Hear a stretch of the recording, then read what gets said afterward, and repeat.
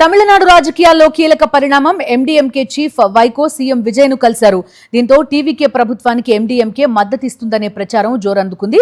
ప్రస్తుతం డీఎంకే కూటమిలో భాగస్వామ్య పక్షంగా ఉంది వైకో పార్టీ.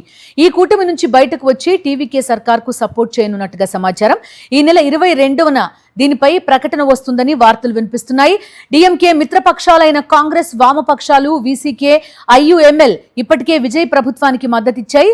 ఇప్పుడు వైకో కూడా ఇదే బాటలో నడవనున్నట్టు ప్రచారం జరుగుతోంది. విజయ్ ప్రభుత్వంలో అవినీతి, కమిషన్లకు చోటు లేదని ప్రశంసలు కురిపించారు ఎండీఎంకే చీఫ్ వైకో. இந்த அரசு அமைந்ததிலிருந்து கமிஷன் என்ற பேச்சுக்கு இங்கே இடமில்லை. அது ஒரு மக்களுக்கு மனதை குளிர்விக்கக்கூடிய ஒரு ஆரோக்கியமான நிர்வாகம். கமிஷன், கரப்ஷன் என்ற சொற்களுக்கு இடமில்லாமல் జోసెఫ్ విజయ్ அவர்களின் அரசு. మరిన్ని అప్డేట్స్ కోసం ఛానల్ ను సబ్స్క్రైబ్ చేయండి. నోటిఫికేషన్స్ కోసం బెల్ ఐకాన్ పై క్లిక్ చేయండి.